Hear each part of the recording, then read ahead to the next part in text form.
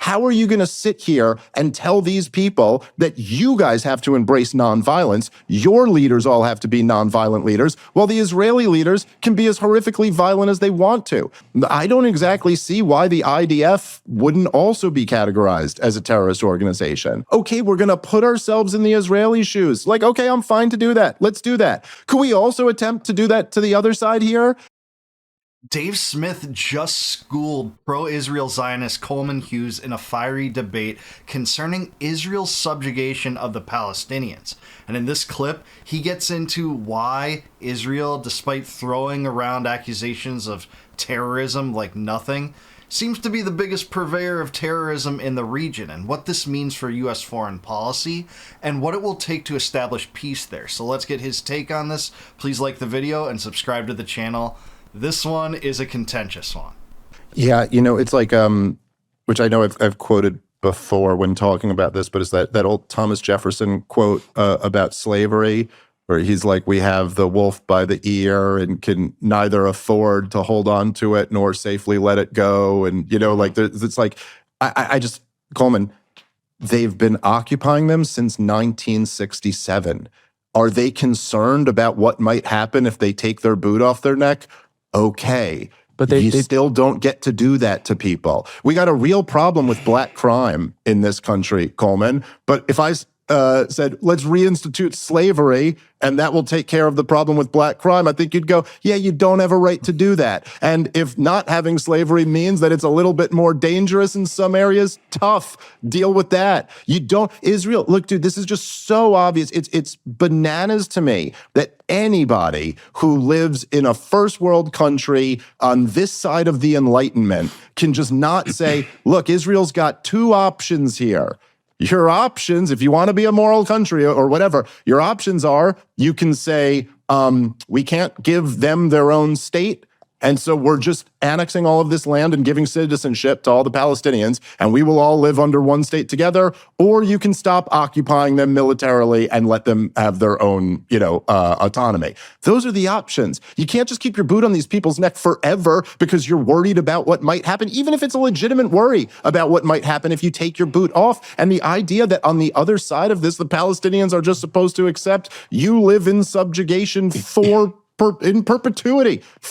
Yeah, that's exactly what we're dealing with here. The idea that some hypothetical bad murderous situation will unfold if they are given a Palestinian state or they're integrated into Israel with equal rights to Israelis. The hypothetical situations that could happen, but let's not deal with the genocide that's happening now, with the murder spree that Israel is committing in Gaza. This is the best argument that Dave has here, and a lot of people disagree on this that are pro-Palestinian, whether it would be better to give the Palestinians their own state or to integrate them into Israeli society. I know Max Blumenthal, for instance, love him, hero, journalistic hero that writes for the Gray Zone.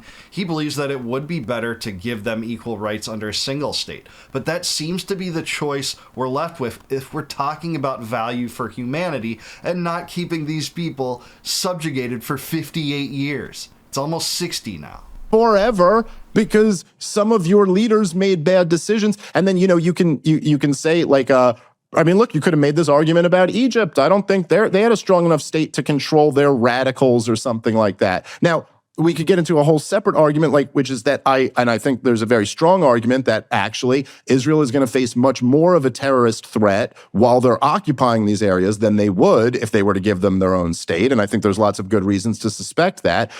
That's what the U.S. ran into when it occupied Iraq, right? There was no terrorism from Iraq toward the United States.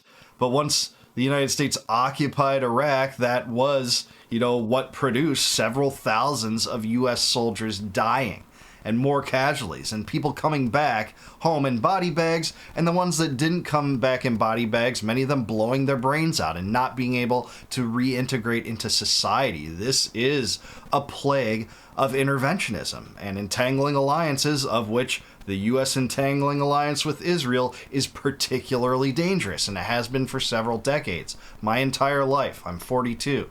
But just purely on a principled ground, this is just totally indefensible. And there's no other country that we would call a democracy who behaves this way. It's like, this is, I don't know. I just find this whole thing to be so goofy. Like, either this is Israel, either you're saying Israel has a legitimate claim to Gaza and the West Bank, or you're saying they do not. And if they do not, then they have to stop occupying them. And if they do, then they have to give citizenship to the people that they control. So it's really fundamental Western civilization stuff. Yeah, it'd be like keeping Native Americans on reservations, but not allowing them to vote, not allowing them to own property, not granting them due process rights that they're afforded, not allowing them to be armed, etc., based on historical violence against Native Americans. You can say, hey, these people should be in subjugation, and if we don't allow them to reintegrate, maybe they'll come at us violently. It's so absurd. We would never argue that in the United States. Same thing goes for Dave's analogy when it comes to slavery. That's not what you get to do if you actually value humanity and individual rights that should apply to everyone. So the analogy to slavery is a bad one for many reasons, but first, yes, Jefferson and Southerners in general, they feared, partly based on Haiti and other examples, that if they gave slaves freedom, it would result in a race war. And this was highly motivating for Southerners. It turned out to be completely wrong. Now, there was a lot of evidence at the time that this wouldn't happen, namely the fact that you had Black people living very peacefully all over the North with no problem. You even had free Blacks in the South with no problem. And so you would have had to cherry pick massively to look at the Nat Turner revolt, say, erase all the other evidence of peaceful coexistence between whites and Blacks and say, we can't let these people have freedom because look at Nat Turner. Not only that, there was no, anytime there was Black leadership, the most famous Black leader, the most important Black leader in the aftermath of the Civil War was Booker T. Washington, right? You can make the same argument about like the Civil Rights Movement, right? We can't give them voting rights because then they're going to make decisions that are going to be terrible. It's going to be a race war. They're going to destroy us. They're going to, slaughter us. Every single popular Black leader, Booker T. Washington, utterly peaceful, had the total faith and devotion of the Black community. He was the most beloved figure, and he was fundamentally nonviolent. Martin Luther King, absolutely the most beloved figure within the Black community, much more so than Malcolm X at the time. And even Malcolm X in his most radical mood, never... He wasn't a terrorist, yeah. He wasn't a terrorist. Yeah, but what about Stokely Carmichael and Elbridge Cleaver? You don't read about them in textbooks, but there were violent ones. Look, I think this is actually undermining his argument that, yeah, this was persuasive to some people, but ultimately Blacks gained voting rights. Segregation was ended despite all these fears that people stoked, whether they were unfounded or not. They did generally turn out to be unfounded, but that it's not a reason to keep Blacks in subjugation forever. I think he's actually defeating his argument here, unless I'm not grasping some part of it. So there was an enormous amount of evidence in the case of African Americans in the United States that the likely result of loosening the chains was not going to be a race war. It's just that people ignored that evidence. But let's translate that to the Israeli-Palestinian conflict. They leave Gaza. Two different countries impose a harsh blockade in response to rockets against Israel. And one of those two countries gets October 7th and not the other. So one question I have for you is why doesn't Hamas attack Egypt? Why can't they spare a single rocket for Egypt if it's all about the blockade and occupation? No, I mean, obviously, because their hatred of Israel is on a whole different level. And also, I don't know, there's... So then it's not all about the blockade and the... It's not. No, it's not all. A lot of it's about the creation of the state of Israel. A lot of it's about the fact that they view that as their land, that a lot of them did get kicked out of. Of course, all of this stuff is involved, but... Yeah, that's exactly what I was going to say. This goes back to 1947 and 1948. The Nakba happened. 750,000 Palestinians got displaced, many of them kicked out of their own property and their own land. And that wasn't in Egypt, Coleman. I think that's a pretty tangible difference, by the way. Anyway, back to your point, though. But like, so say there was a higher risk. And again, I wasn't saying, I wasn't saying, a lot of times when people make logical analogies, people say, well, that's a bad analogy because the situations aren't the same. But there's a difference between equating two different things and making a logical analogy. The claim isn't that they're the same. But let's say there was going to be a real increase in crime, or let's say there was that some of the black leaders were more radical and were, hold on, let me just finish. Sure. And were advocating violence. Is the answer then continue the institution of slavery? No, and some of them were, like Elbridge Cleaver and Stokely Carmichael, and Fred Hampton and some others were more violent than Martin Luther King in general. By the way, that doesn't absolve the wrongdoing of the FBI for murdering Hampton and others. But Dave's point is clairvoyant here, I think. I mean, the thing is, no, right? It's obviously, and look, the thing about this is with all of this stuff, I just feel like to be a defender of Israel requires you to not be like fair-minded to both groups here. It requires you to think of like, oh, but think about the danger that the Israelis might have to deal with if they were to give these people a state. It's like, yeah, think about the danger that the Palestinians are in being militarily occupied. Like, how are you going to sit here and tell these people that you guys have to embrace nonviolence, your leaders all have to be nonviolent leaders, while the Israeli leaders can be as horrifically violent as they want to? You know, you call Hezbollah a terrorist organization, you call Hamas a terrorist organization. I'm like, fair enough. I don't really object to that categorization. I don't exactly see why the IDF wouldn't also be categorized as a terrorist organization. So, it's like, but here's the crucial difference. The crucial difference is that Israeli society, as we've discussed in this conversation, if they feel they have a partner for peace, are capable of offering, of negotiating in good faith and making an offer because they don't want to serve in the army for the rest of time. They don't want to send their boys to fight these wars. Hamas rejects the two-state solution, period. So, but we just talked about, so does Benjamin Netanyahu. Without, yeah, okay, but Israel is a democracy and they will vote Netanyahu out of power if they feel that the other side is capable and interested in a permanent end to the conflict. But they've made him their longest-serving prime minister in their country's history. So this is a stupid argument. They're not going to necessarily vote him out to disengage from that strategy. That's like saying, hey, Americans could vote Joe Biden out if they didn't like the IRS. Well, we're going to get the IRS under Trump too, regardless of what, rhetoric was said about that. Trump did touch on, hey, that should go away maybe and be replaced by tariffs.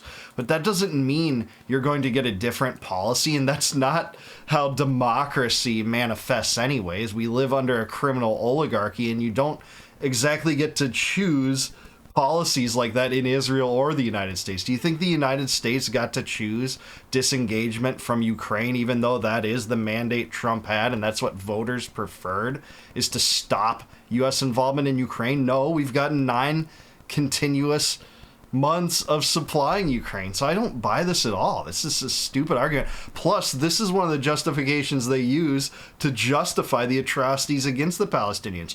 They voted for Hamas in the mid-2000s, even though like half the people living in Gaza are children that didn't vote, and of those that exist, probably less than a majority voted for Hamas. It's just such ridiculous logic. And if you're going to say, well, it's democracy that could turn the tables, it's just patently absurd based upon other forms of argumentation that Zionists make. Like, they're not voting him out of power that much. Okay, hold on. This happened, as you yourself admitted, not even reluctantly, I don't mean to phrase it that way. The second Intifada, Israel offered a two-state end of conflict, period. It was rejected by the Palestinians, and then the second Intifada was launched. This was, mothers sending their kids on 2 different buses to schools because a bus was getting blown up every 3 days, right? Which was traumatizing for a country the size of New Jersey. I can't imagine how I would react having grown up in New Jersey if there was 2 bombs going off a week just in my state alone. Yeah, absolutely. I would demand of my government to absolutely do what it had to do to make us safe. Agreed. And it's pretty freaking horrified to have bombs dropped over one of the biggest metropolises in Gaza, like Rafah, and like Gaza City, which Anthony Aguilar, the whistleblower that worked at the GHF, called the apocalypse zone. So both things are true. It just seems like there's more focus from Coleman's side on that, whereas Dave is willing to put himself in both people's shoes, in both sides' shoes, to try to get to a peaceful answer here. But the answer is never for the Zionists, get Israel to stop the genocide. It never seems to be the case. It's always about the hypothetical worries that Israel will face if they grant the Palestinians their own state or if they integrate them into society. Not the violence they're dealing with this very day, which the U.S. is bankrolling, endorsing, and the political machine is totally behind. Not only that, the fact that this came right after an offer of peace and what Shlomo Ben-Ami called the biggest effort ever to pressure an international leader on any issue to end this conflict. Because the world, my God, we have to see this conflict end at some point. It's so heartbreaking. The problem with this is that Israeli society can move because it's a democracy. Hamas can't move. Hamas is absolutely committed to rejecting the only solution that could bring an end to this conflict. And so Hamas is like a rock, whereas Israel, object as much as you want to Netanyahu. I'm not going to defend him. I'm not going to defend Smotrich. I'm not going to defend Ben-Gvir. Israel is a democracy that can move to the left if the opportunity came, sign a peace treaty that will be inked for all time. But this is, I haven't heard Coleman make this argument, but Zionists in general, I'm not going to put this on Coleman, will say it's the Palestinians that moved toward terrorism by electing Hamas. And that's the direction they chose to go on based on democratic principles too. So it doesn't seem like the Palestinians are such a rock. Now, I haven't heard him argue that, but that's something that Dave could raise. Well, you know, that is a pressing point to justify Israel's behavior. How the hell do we get that with Hamas running the Gaza Strip when every single time they are asked, they say, we reject any alternative for all time, except between the river and the sea? Yeah, there actually have been different periods of time where Hamas leaders have said they would accept 67 borders, but they have also a lot of times said they wouldn't, and so including over and over and over again recently, and in their charter. Yeah, I'm not even like arguing with you on that detail, but you know, it's always like when you say like Hamas. First of all, I actually disagree with fundamentally with your premise that democracies like have this ability to move.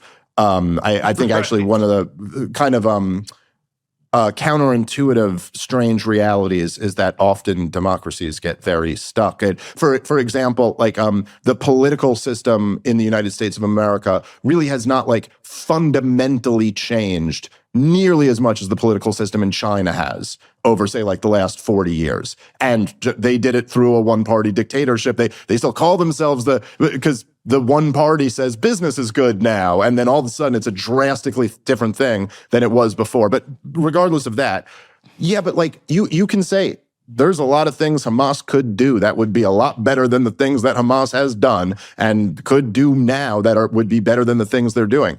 Israel also can end the war. It's not true that only one side could do the things that would end the war. I don't even know if you can call it a war. But Israel could end this war.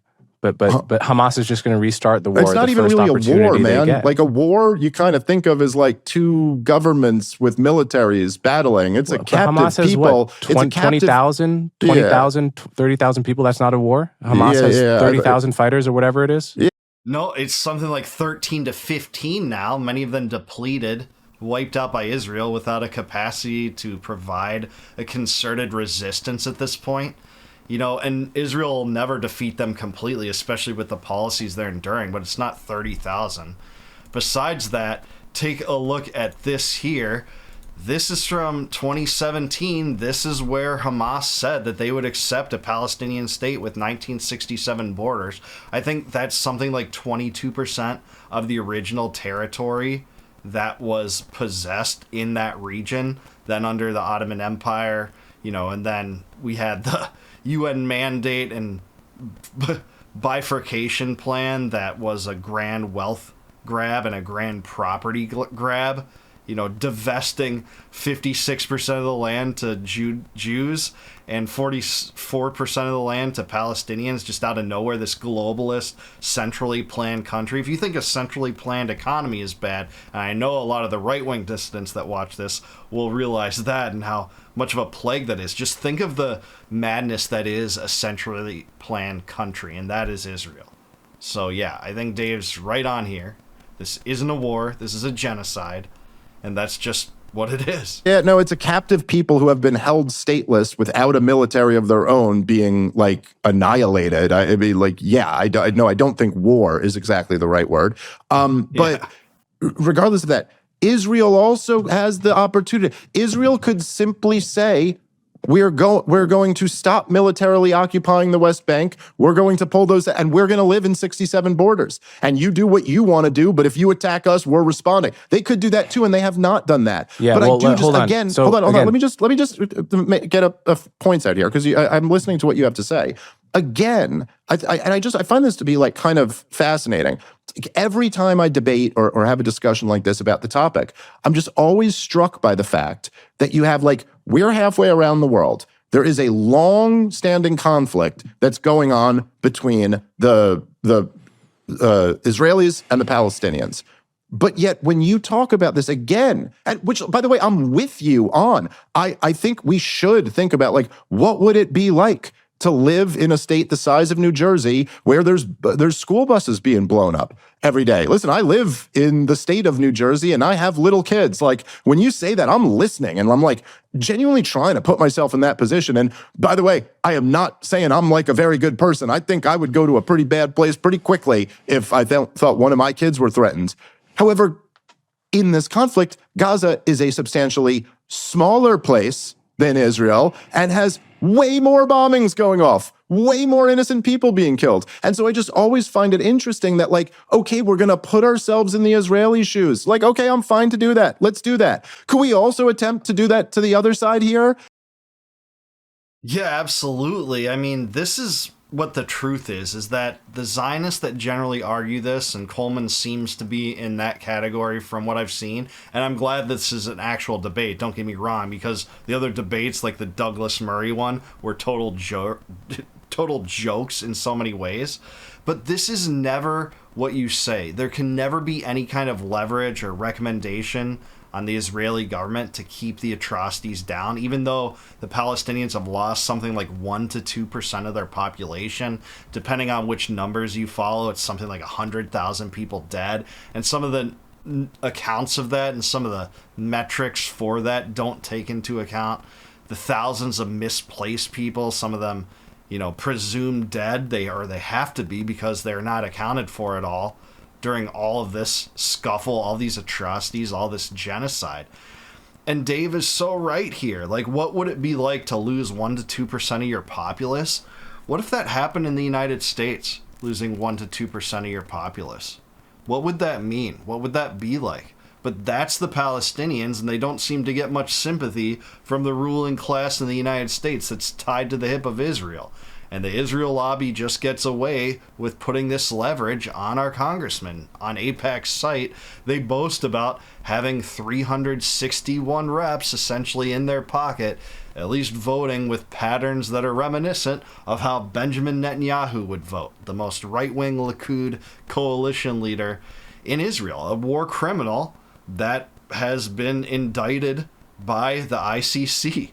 And, I'm not a big fan of the UN, but it is the case that, genocide scholars seem to be not in uniform, but almost uniform opinion that this is indeed a genocide. And I hate to say my own criminal government is complicit. This is subjugation, and it's been subjugation against the Palestinians since 1967. Thinks Dave is totally right here. By keeping them under subjugation for reason that, hey, they could be more violent in the future, hypothetically, just discounts all the violence that Israel is perpetuating, or perpetrating, I should say, right now to this day, that Trump is looking the other way on. Now, hopefully this Gaza deal works out, and it's not going to be pretty if either side goes back on it. If I was a Palestinian, it'd be hard for me to accept this given the duplicity and evil we've seen unveiled from the Israeli regime with just calling, innocents, young babies and children, human shields and collateral damage when they want to get to someone that's in Hamas or Islamic Jihad, and we just excuse that because, oh, hey, it's human shields, an excuse that would not fly in any other place that we would accept, like in the United States, of a criminal takes 3 children into a hospital, we would not be like, oh, well, that criminal is such a dire terrorist and a threat to civilization. They had 3 kids, so we're just going to drop a bomb on top of the entire place. No, that'd be premeditated murder on the children. So that's what we're dealing with here, and we just can't keep supporting it. It's just not worth it. It's not worth it to be on any real side of this. Do I hope peace comes? Yeah, I do, either by a 2-state solution, might seem utopian, or integrating the Palestinians into the Israeli state. One or the other, I would prefer that over having my country continue to fund one side of this murderous regime and just never getting any benefit from it. It's an entangling alliance that Jefferson warned about when he said in his first inaugural address that, contrary to this kind of style of American foreign policy today, he wanted peace, commerce, and honest friendship with all nations, entangling alliances with none, to be the American creed. And that is what our heritage is. That's what it should be. But it hasn't been embraced in a long time, especially since the progressive era and Wilsonian democracy. And Coleman's argument that, democratic tides can shift the Israeli state, but it can't shift Hamas, runs contrary to the idea that Hamas had elections democratically and chose terrorism. Again, it's not an argument he made here, but that's an argument I see all the time. I do want to hear from you, though. Is Dave Smith right? Is Coleman Hughes right? What is the best plan to get out of this mess, and what should the U.S. do? Let me know in the comments down below. Please like the video, subscribe to the channel. Also subscribe to Dave Smith. He's awesome, and proud to call him a friend, proud to know him personally. And if you like this video and my commentary, please click the join button below. You can help support my channel if you do that. And in return for doing that, I'll give you access to all my videos before they go live to the general public on YouTube. Those are the members only videos right now. And until I see you guys next time, no more war, no more debt, no more inflation, and no more empire. Peace out, guys. Catch you in the next one.